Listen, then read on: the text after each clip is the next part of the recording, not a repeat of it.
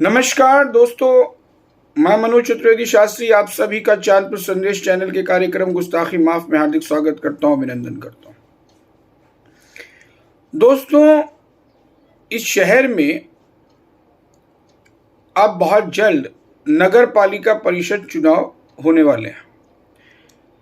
जो लोग ये मान के चल रहे हैं नगर पालिका परिषद चुनाव की तारीखें हटेंगी, वो आगे खिसकेंगे, या इस बार चेयरमैनी के डायरेक्ट चुनाव नहीं होंगे, मेंबर्स उसको लड़ेंगे, या फिर सीट बदलेगी यानी सामान्य नहीं बैकवर्ड होगी। मेरे दृष्टिकोण से जितने लोगों से अब तक हमने बात किया, कुछ लोग उसमें लखनऊ के थे, कुछ लोग चांदपुर के थे और सभी जिम्मेदार लोग हैं।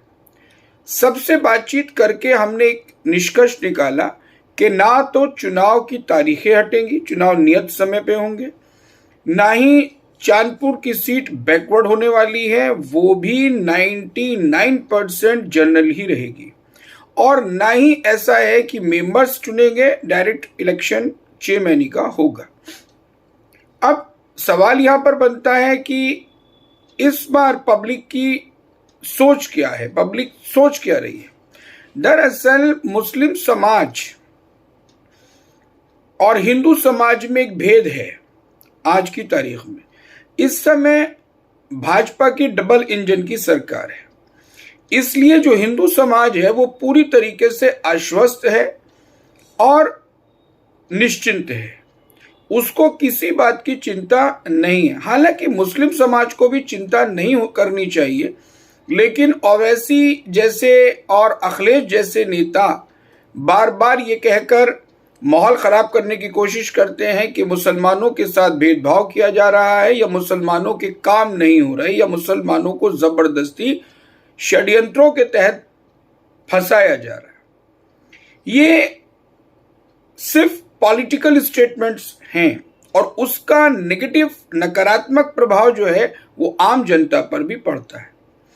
इसलिए चांदपुर का मुसलमान ये चाहता है कि ऐसा व्यक्ति नगर पालिका परिषद का अध्यक्ष बने जो उनके काम करा सके, थाने के, तहसीलों के, या फिर और बहुत सारी चीजें होती हैं। इस बात को लेकर अरशद के मामले में थोड़ा संशय है। एक वर्ग विशेष का मानना यह है कि अरशद तहसील और थानों में नहीं जाते।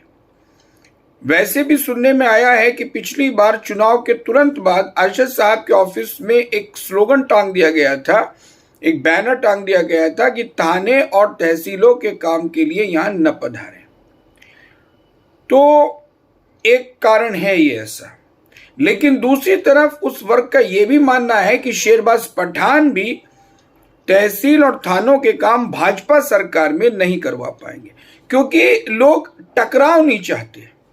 ये जो लुंगाड़ पार्टी है, ये जो कम अक्ल हैं, सड़क छाप गुंडे हैं, मवाली हैं, चोर हैं, उचक्के हैं, या फिर जो लोग इस शहर में सांप्रदायिक तनाव चाहते हैं, वो तमाम लोग, या फिर वो लोग जो कट्टरपंथी संगठनों से जुड़े हैं या आतंकी संगठनों जैसे पीएफआई वगैरह से कहीं ना कहीं उनका जुड़ाव है, ऐसे तमाम लोग ये भले ही चाहते हो कि कोई ऐसा बने दबंग जो सीधा भारतीय जनता पार्टी की सरकार से टकरा जाए। ये दरअसल वो महामूर्ख लोग हैं जो सत्ता की ताकत को नहीं जानते।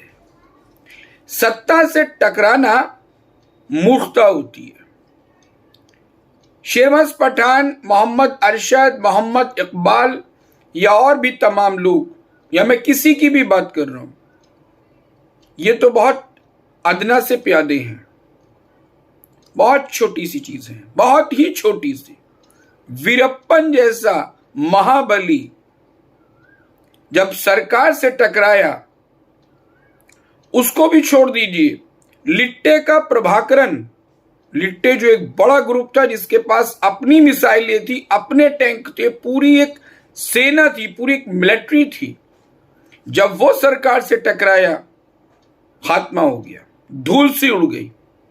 फूलन देवी जब तक सरकार के संरक्षण प्राप्त में नहीं, जैसे ही उन्होंने टकराने की कोशिश की, उनका क्या हश्र हुआ ये कौन नहीं जानता। चंबल के डकैत जब सरकार की निगाह टेढ़ी हुई तो आज उनकी क्या हालात हैं। ददुआ गैंग हो, गुर्जर गैंग हो, फूलन गैंग हो या और भी तमाम गैंग।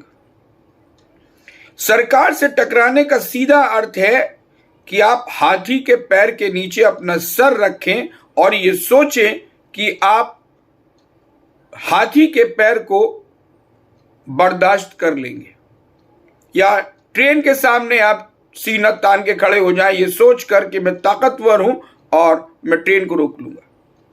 ये सिर्फ मूर्खता है। आजम खान जैसे कद्दावर नेता और जो बेताज बादशाह रहे पश्चिमी उत्तर प्रदेश के मुसलमानों के, उनके हालात क्या हैं ये किसी से छुपा नहीं है। दूसरी तरफ मुख्तार अंसारी, माफिया डॉन जिसको कहा जाता था, वो आज व्हील चेयर पे बैठा है। अतीक अहमद जिनके इशारों पे पुलिस नाचती थी, आज उनकी क्या हालात हैं ये उन्हीं से पूछिए। तो बड़े बड़े सूरमाओं को धूल चटा देती है सत्ता। सत्ता से टकराना मूर्खता है, बेवकूफी है, बहादुरी नहीं। बहादुरी और बेवकूफी में बहुत छोटा सा अंतर होता है। किसी शेर ने अगर आपके ऊपर हमला किया, उस शेर को चुनौती देना, उससे टकरा जाना, उससे लड़ना बहादुरी होती है।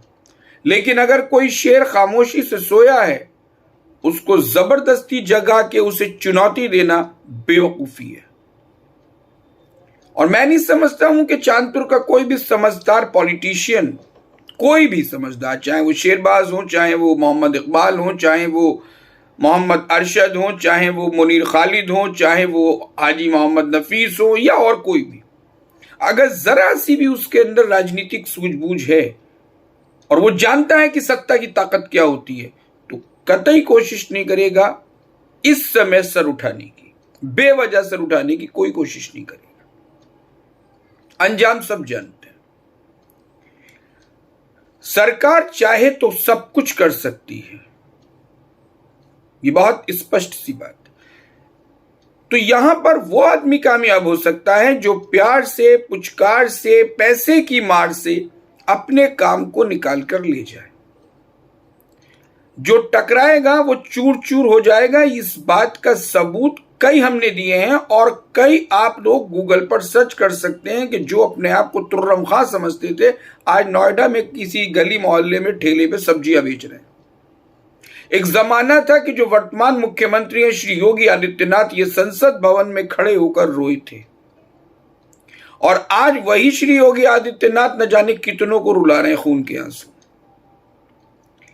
ये सत्ता की हनक है, ये सत्ता की धमक है। इसलिए जो बेवकूफ ये सोच रहे हैं कि दबंग होगा, वो भाजपा की सरकार से टकरा जाएगा, वो पुलिस से टकरा जाएगा, मूर्ख हैं। पुलिस अगर अपनी पे आ जाए तो विकास दुबे की तरह गाड़ियां पलटने में देर नहीं लगाती। पुलिस का मारा पानी नहीं मांगता। इसलिए जो इस शहर के बुद्धिजीवी वर्ग है, जो समझदार वर्ग है, चाहे वो हिंदू हो चाहे वो मुस्लिम, या जो ये जानता है कि सत्ता क्या चीज होती है, वो तमाम वर्ग ऐसे व्यक्ति को इस बार चेयरमैनी का पद देना चाहता है जो प्यार से, मोहब्बत से और अपने क्रियाकलापों से, अपने काम से, अपनी सलाहियत से भारतीय जनता पार्टी की सरकार में अधिक से अधिक बजट लेकर आए और शहर का विकास कराने की कोशिश करे। थाने में निर्दोषों को प्रताड़ित न होने दे और तहसील में गरीबों को चक्कर न काटने दे। वो वर्ग ये भी नहीं चाहता कि कोई अपने ऑफिसों पर यह तख्ती लटका दे कि यहां पर थाने और तहसीलों के काम के लिए न पधारे। और वो वर्ग ये भी नहीं चाहता कि कोई दबंगई दिखा के या गुंडागर्दी दिखा के या माफियागिरी का डर दिखा के सरकार से सीधे उलझ जाए। ये दोनों ही चीजें इस शहर का जो बुद्धिजीवी वर्ग है वो नहीं चाहता। यह हमारी व्यक्तिगत राय नहीं है, ये इस समाज की राय है, इस शहर के एक बड़े वर्ग की राय है। आप चाहें तो तस्दीक कर सकते हैं, पता कर सकते हैं। इसलिए ना तो यहां किसी दब्बू या डरपोक की जरूरत है और ना ही किसी दबंग या बाहुबली की जरूरत है।